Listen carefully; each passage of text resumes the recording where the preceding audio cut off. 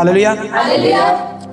तो हम चलेंगे प्रकाशित वाक्य अध्याय 2 उसके वचन 8 से पढ़ना शुरू करेंगे। स्मुरना की कलीसिया के दूत को यह लिख, जो प्रथम और अंतिम है, जो मर गया था और अब जीवित हो गया है, वह ये कहता है कि मैं तेरे कलेश और दरिद्रता को जानता हूँ, परंतु तू धनी है, और जो लोग अपने आप को यहूदी कहते हैं और है नहीं पर शैतान की सभा है, उनकी निंदा को भी तू जानता है।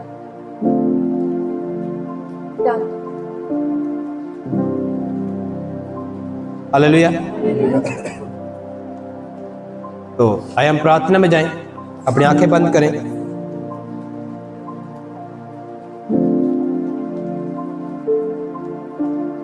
स्वर्ग में विराजमान परमेश्वर यहोवा प्रभु यीशु मसीह पवित्र आत्मा जी, आपका धन्यवाद करते हैं। अपने बीते सारे समय में संभाला, आज के दिन के लिए, सुंदर समय के लिए प्रभु धन्यवाद करते हैं। और प्रभु पढ़े के वचन के लिए धन्यवाद। वचन के गहरे वेदों को दे, अगुवाई करे, पवित्र आत्मा के द्वारा अगुवाई करे। प्रभु हम इस वचन के गहरे वेदों को सीख सके, समझ सके, आप क्या हमें सिखाना चाहते, क्या हमसे बातचीत करना चाहते। परमेश्वर अपने आत्मा के द्वारा हमें सिखाए, अपने वचन के अंदर से हमें सिखाए परमेश्वर। और सारी महिमा सारा जलाल प्रभु आपके नाम में। जितने सर झुके ब्लेस करे, आशीषित करे, और अगले सारे समय को आपके हाथों में रख देता प्रभु। दया करे, कृपा करे, रहम तरस। प्रार्थना प्रभु यीशु मसीह के सामर्थ्य और पवित्र नाम से मांगते, आमीन। Hallelujah, hallelujah, hallelujah. तो धन्यवाद। कृपया अपनी जगह पे बैठ जाएं।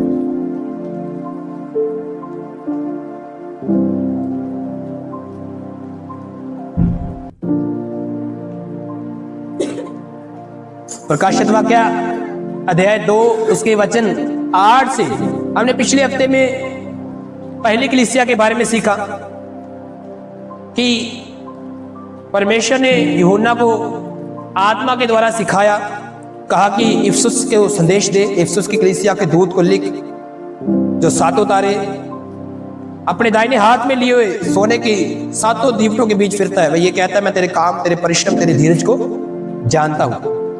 हालेलुया। वो परमेश्वर आपके कामों को, आपके परिश्रम को और आपके धीरज को क्या करता है? जानता है। हालेलुया। वो आपके हर एक चीज को जानता है। आप जो कुछ करते हैं वो देखता है, वो सुनता है। हालेलुया।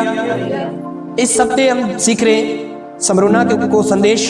ये कलीसिया है और उसके दूत को, यानी कि उसके अगुवे को, बाइबल कहती है यूहन्ना को परमेश्वर के आत्मा के द्वारा अगुवाई हुआ कि उसके दूत को ये लिख, जो प्रथम और अंतिम है, जो मर गया था और अब जीवित हो गया है, वह ये कहता है कि मैं तेरे क्लेश और दरिद्रता को जानता हूं। हालेलुया। सब बोले हालेलुया, हालेलुया। कह रहा है जो प्रथम और अंतिम। प्रथम और अंतिम कौन है? परमेश्वर। प्रथम और अंतिम कौन है? और उसका पुत्र प्रभु यीशु मसीह। वही प्रथम है और वही शुरुआत है, वही अंत है, वही अल्फा है, वही ओमेगा है। हालेलुया। ना उसके पहले कुछ है, ना उसके बाद कुछ है। हम कुछ दिन पहले ये सीख रहे थे कि परमेश्वर ने कहा कि मैं जलन रखने वाला ईश्वर हूं। उसके 10 आज्ञाओं में से पहली आज्ञा क्या है? किसी दूसरे को ईश्वर करके ना माना। कोई मूर्ति खोद कर नहीं बनाना। कोई भी, वो कहता है जो सूरज है, चांद है, तारागण है, कुछ भी है, तूने उसकी पेड़ पूजा नहीं करना है। हालेलुया। किसी को दंडवत नहीं करना, क्योंकि कह रहा है मैं जलन रखने वाला ईश्वर हूं। मैं क्या रखने वाला हूं? वो कहता है मेरे तुल्य किसी को मत रख, मेरे ऊपर किसी को मत रख, मेरे बाद रख सबको। आदर करना है, रिस्पेक्ट करना है सबकी। हालेलुया। पति के अधीन रहने के लिए परमेश्वर का वचन कहता है अधीन रहना है, रिस्पेक्ट करनी है अपने पति की। हमने सीखा इस बात। हालेलुया। हमने अब अपने माता पिता का आदर करना है, आज्ञा माननी है। लेकिन जहां बात परमेश्वर की आती है तो वहां ना तो कोई माता पिता है, ना कोई भाई बहन है, ना कोई पति, ना कोई पत्नी, ना बच्चे। परमेश्वर के तुल्य कोई नहीं आता। हालेलुया।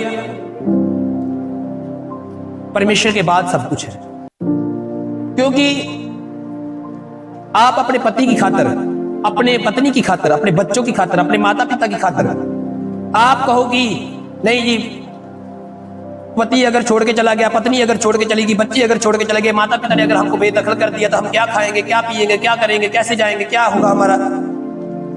तो आप कहो कि नहीं, परमेश्वर को ही छोड़ देते हैं। कुछ लोग ऐसी कंडीशन के अंदर से निकलते हैं, चलो परमेश्वर को छोड़ देते हैं, कोई बात नहीं, परमेश्वर को तो बाद में भी मान लेंगे, पत्नी कहां से आएगी बाद में, पति कहां से आएगा, बच्चे कहां से आएंगे, माता पिता कहां से आएंगे। हालेलुया। लेकिन परमेश्वर कहता मैं जलन रखने वाला ईश्वर हूं। अगर तूने मुझसे बढ़कर किसी को चाहा, मुझसे बढ़कर किसी को प्रेम किया, मेरे से आगे किसी को रखा, हालेलुया, तो वो कह रहा मैं जलन रखने वाला हूं। तो अगर आप ऐसा करते हो, तो अगर परमेश्वर उसी पति के लिए जिसके लिए आपने परमेश्वर को छोड़ा, उस पति के दिमाग को घुमा दे और वो पति आपको छोड़ के चला जाए, तो आपके पास क्या रहा? अगर वो पत्नी के दिमाग को घुमा दे, वो पत्नी छोड़ के चली जाए, तो आपके पास क्या रहा? अगर वो बच्चों के दिमाग को घुमा दे, बच्चे आपको छोड़ के चले जाए, तो आपके पास क्या रहा? अगर वो आपके माता पिता के दिमाग को घुमा दे, तो आपको घर से बेदखल वैसे भी कर दे, तो आपके पास क्या रहा? आपके रिश्तेदारों के कारण आप अगर परमेश्वर को छोड़ते हैं, तो वो अगर रिश्तेदारों के दिमाग को घुमा दे, तो रिश्तेदार आपको त्याग दें, आपके घर में ना आए, ना आपको बुलाएं, तो आपके पास क्या रहा? हालेलुया। इसलिए संसार के ऊपर घमंड मत करो। संसार कभी भी आपको छोड़ देगा, कभी भी आपसे रिश्ता तोड़ देगा।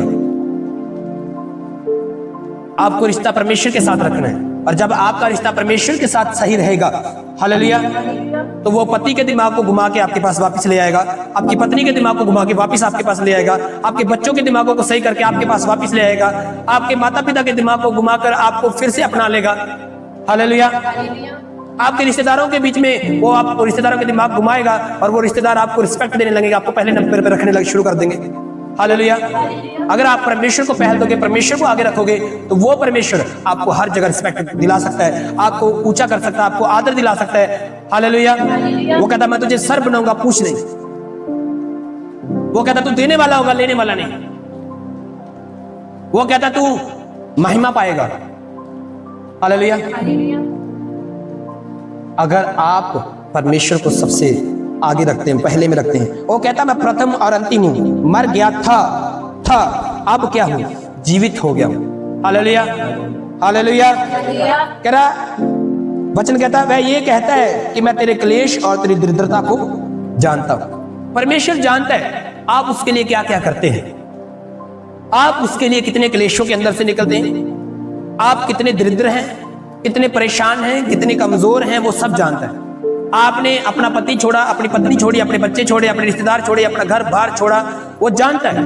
आपने जो कुछ भी उसके लिए किया है वो सब जानता है। पहली कलीसिया को वो लिखते हुए कहता है मैं तेरे परिश्रम, तेरे कामों को, हालेलुया, क्या करता हूं? मैं जानता हूं, मैं जानता हूं तेरे धीरज को, तेरे परिश्रम को, तेरे कामों को मैं जानता हूं। यहां भी वो कहता है, कह रहा मैं तेरे क्लेश और तेरी दरिद्रता को जानता हूं, हालेलुया। वो जानता है कि आप क्या करते हो उसके लिए, आप कहां कहां उसके लिए खड़े होते हो, वो जानता है सब बातों, हालेलुया। बाइबल में लिखा धर्मी जन विश्वास से जीवित रहता है। धर्मी जन कैसे जीवित रहता है? लेकिन अगर वो पीछे हट जाए, तो परमेश्वर का वचन कहता, परमेश्वर कहता मेरा मन उससे प्रसन्न नहीं होगा। परमेश्वर चाहता है कि आप आगे बढ़ो, आप विश्वास में रहो, हालेलुया, और वही विश्वास आपको जीवित रखेगा। परमेश्वर चाहता है कि आप उस पर भरोसा करो। जायरुस यीशु मसीह को लेने के लिए आया, और रास्ते में चलते हुए जब कुछ लोगों ने आके आगे से कहा कि तेरी बेटी मर गई है, गुरु को तंग मत कर, तो यीशु मसीह ने जायरुस को एक ही बात कही, केवल विश्वास कर, हालेलुया। केवल क्या कर? तो प्रभु की महिमा को देखेगा, तो परमेश्वर की महिमा को देखेगा, हालेलुया। तो धर्मी जन विश्वास से क्या रहता है? जीवित रहता है। अगर आप विश्वास करने वाले परमेश्वर के ऊपर, अगर आप ये विश्वास करते हो कि मेरा पति भी ठीक हो जाएगा, मेरी पत्नी ठीक हो जाएगी, मेरे बच्चे ठीक हो जाएंगे, मेरे माता पिता ठीक हो जाएंगे, मेरे रिश्तेदार ठीक हो जाएंगे, मेरा घर परिवार सब ठीक हो जाएगा, तो वो सब ठीक कर देगा, हालेलुया। अगर आप विश्वास करते हो उसके ऊपर, क्योंकि विश्वास करने वाले के लिए सब कुछ, मैं कह रहा हूं अगर यारूश की मुर्दा बेटी जिंदा हो सकती है, हालेलुया, तो क्या आपकी मुर्दा हालात जीवित नहीं हो सकते? हालेलुया। क्या आपकी बीमारियां नहीं जा सकती? क्या आपके पति सुधर नहीं सकते, आपकी पत्नियां सुधर नहीं सकती, आपके बच्चे सुधर नहीं सकते, आपके माता पिता बदल नहीं सकते, आपके रिश्तेदार बदल नहीं सकते, आपके पड़ोसी बदल नहीं सकते, आपकी क्या नहीं हो सकता। हालेलुया। कौन सी ऐसी बीमारी है जो जा नहीं सकती? अगर विश्वास करने वाले के लिए उसकी उसकी बेटी जो मुर्दा थी वो जिंदा हो सकती है। हालेलुया। तो कौन सा रोग, कौन सी बीमारी ऐसी है जो जा नहीं सकती यीशु के नाम से? हालेलुया। वो कहता विश्वास करने वाले के लिए सब कुछ हो सकता है। उसने कहा तूने ये जो अंजीर के पेड़ के साथ होता हुआ देखा है, ये तो कुछ भी नहीं है। हालेलुया। अगर तुम विश्वास के साथ इस पहाड़ को कहो उखड़ और समंदर में जा पड़े तो वो तुम्हारी बात मानेगा। हालेलुया। वो उखड़ेगा और समंदर में जा पड़ेगा। वो परमेश्वर आज आपसे बात कर रहे हैं। वो कहता मैं तेरे क्लेश और तेरी दरिद्रता को जानता हूं। मैं जानता हूं तूने क्या क्या क्लेश उठाए मेरे नाम के कारण। मैं जानता हूं सब विषयों को, जानता हूं सब बातों को। आप क्या उसके लिए करते हो, क्या निर्णय लेते हो, कहां खड़े होते हो उसके कामों के लिए, वो जानता है सब बातों को। हालेलुया। हालेलुया। परंतु तू धनी है, या ब्रैकेट में क्या लिखा है, परंतु तू आप दरिद्र नहीं हो, आप क्या हो? धनी हो। आप गरीब नहीं हो, आप क्या हो? बोलो अपने आप को क्या हो? आप धनी है। बोलो हम धनी हैं। बोलो मैं धनी हूं, क्योंकि जिसके पास परमेश्वर है उसको किसी बात की घटी नहीं है। हालेलुया। बोलो मेरे पास परमेश्वर है, मेरे पास परमेश्वर है, मुझे कोई घटी नहीं है। मुझे कोई घटी नहीं। दाऊद क्या कहता है भजन 37 में? यहोवा मेरा चरवाहा है, मुझे कुछ घटी ना होगी। कैसे वो बोलता है? विश्वास के साथ। कैसे बोलता है? विश्वास के साथ। यहोवा मेरा चरवाहा है, इसलिए मुझे कोई घटी ना होगी, ना होगी, कभी ना होगी घटी। और सच में दाऊद के टाइम पे परमेश्वर ने दाऊद को किसी बात की घटी नहीं होने दी।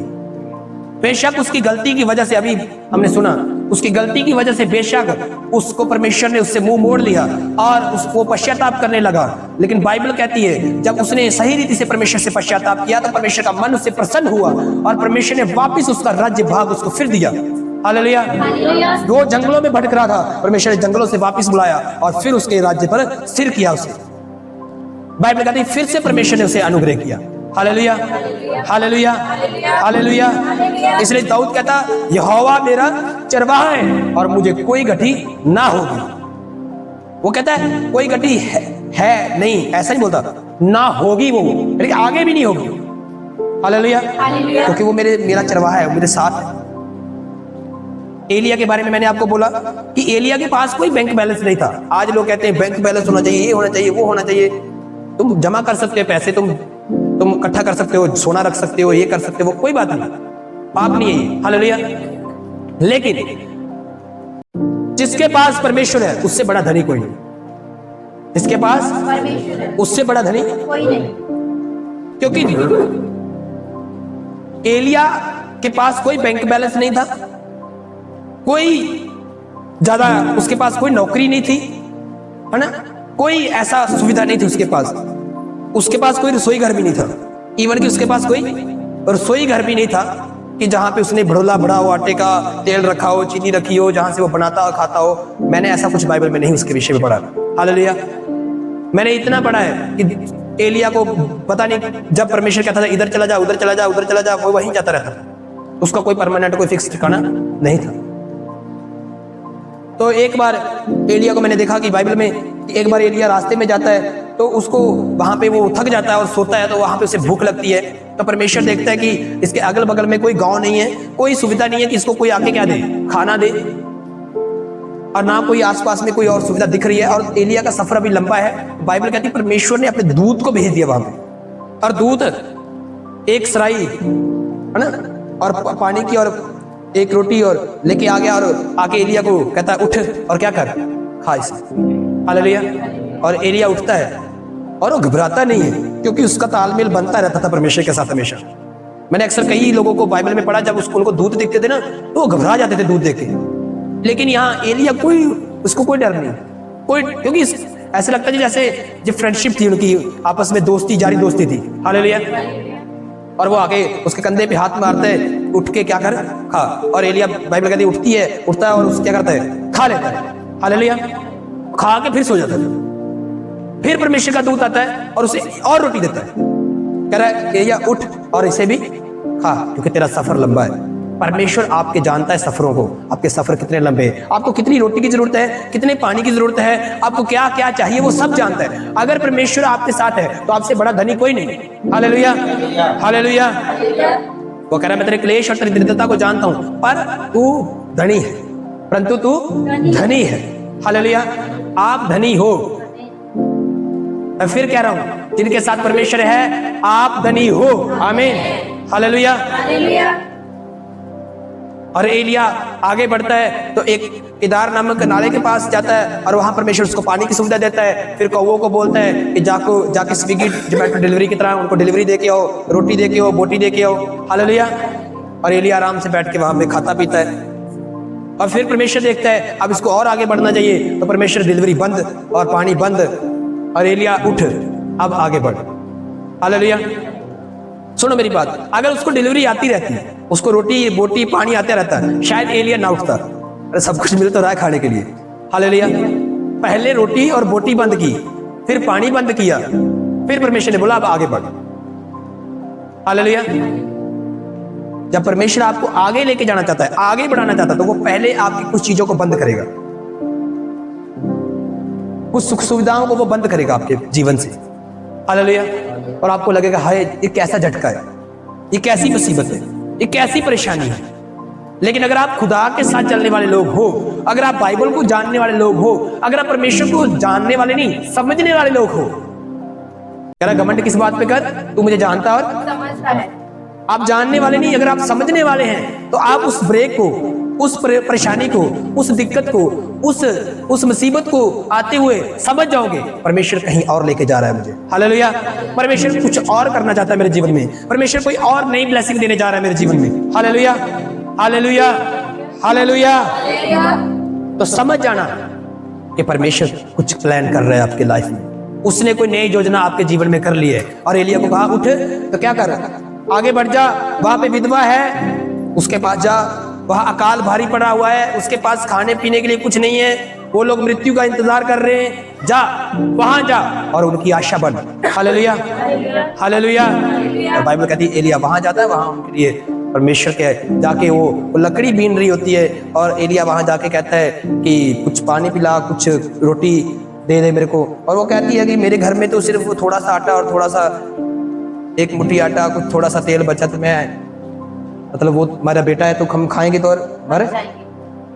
लेकिन एलिया कहता नहीं, पहले मेरे लिए देखे आ बना के। हालेलुया।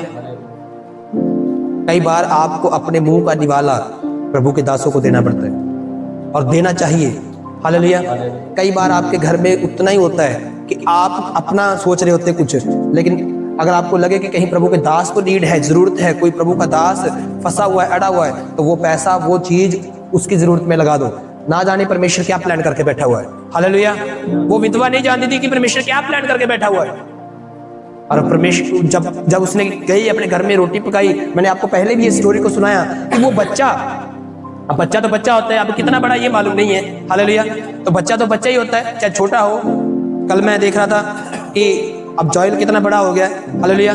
तो कल इनके घर में गजरेला बन रहा था और जॉयल ने पूरा टाइम भाई कभी कौली लेके इधर, कभी कौली लेके उधर, जब तक बन ना जाए। हालेलुया। अभी देखो कितना बड़ा है, तो वो चारों ओर चूल्हे के चारों ओर बस फटाफट मेरी कौली में आ जाए। हालेलुया। और आप समझ सकते हो कि उस विधवा का जो बेटा होगा, जब वो विधवा वो रोटी बना रही होगी, पका रही होगी, तो क्या उसका बेटा ये आस लाकर वो पास में नहीं बैठा होगा कि रोटी बन रही है, अब खाने को मिलेगी। आप अपने बच्चों से समझ सकते हो, कई बार बच्चे पास में जब ज्यादा भूख लगी हो ना, तो पूरा शोर मचाते, थालियां बजाते पूरी पास में बैठ के, तो वो भी शोर मचा रहा होगा, कैसे कर रहा होगा। तो एकदम से रोटी पकी और मां ने कहा रुक जा, पहले बाहर प्रभु का दास है, उसको दे के आइए। अब बच्चे को क्या मतलब इस बात से। हालेलुया। मम्मी किधर जा रही है, रोटी मेरी दे दे। हालेलुया। मेरी रोटी। आप बच्चों की चीज लेके आप किसी दूसरे को देके देखो एक बार, कैसे शोर मचाते हैं। हालेलुया। और एक मां ही जानती है कि उसका बच्चा पास में विलक रहा हो, भूखा हो, और वो उसे ना देकर किसी और को दे, ये एक मां से बढ़कर कोई नहीं जान सकता, कोई नहीं समझ सकता। हालेलुया। ये मां के लिए बहुत बड़ा एक त्याग है, बहुत बड़ा एक काम है कि अपने बच्चे को पास में बिलखता हुआ छोड़ के, रोता हुआ छोड़ के, भूखा छोड़ के किसी और को जाके देना। हालेलुया। ये एक मां ही जान सकती है, क्योंकि मां को ये होता है कि मेरे बच्चे के मुंह में जाए चीज, लेकिन अपने बच्चे के मुंह की चीज किसी और को देना ये आसान बात नहीं है, बिल्कुल आसान बात नहीं है। लेकिन वो विधवा ऐसे ही नहीं थी, वो जानती थी परमेश्वर के कामों को, वो जानती थी कि परमेश्वर जो है वो कुछ भी करने की ताकत रखता है। वो समझती थी कि जहां हमें कल मरना है वो आज, वहां पे हम आज मर जाएंगे, लेकिन जाते जाते प्रभु के दास को क्या खिला दो, खाना खिला दो। हालेलुया।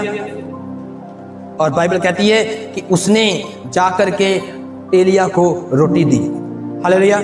और एलिया ने आगे से कहा, जा अब तेरे कुप्पी का तेल, जब तक अकाल खत्म नहीं होगा तब तक तेरी कुप्पी का तेल खत्म नहीं होगा, और तेरे जो भट्टी, तेरी जो भड़ोली है उसमें से कभी आटा। हालेलुया। और वो घर जाती है और देखती है कुप्पी भरी हुई है तेल से, आटा पूरा भरा हुआ है। हालेलुया। और अकाल जानते कितने साल रहा वहां पे? 3.5 साल वहां पे अकाल रहा। कितने साल अकाल रहा? तो सोचो 3.5 साल ना तो उस कुप्पी में से तेल खत्म हुआ और ना उस बड़ोली में से आटा खत्म हुआ। ये छोटी बात नहीं है, बहुत बड़ी बात है। और वो विधवा फिर आई प्रभु के दास के पास, कह रही आप भी आ जाओ। हालेलुया। आप भी यहीं, जब तक आगे जाने का नहीं है तब तक आप हमारे घर में रहो और यहीं पे आप खाओ पियो। हालेलुया। हालेलुया। सोचो आप रोज आटा निकालो तो ड्रमी फिर भरी रहे, आप रोज तेल निकालो और कुप्पी फिर भरी रहे।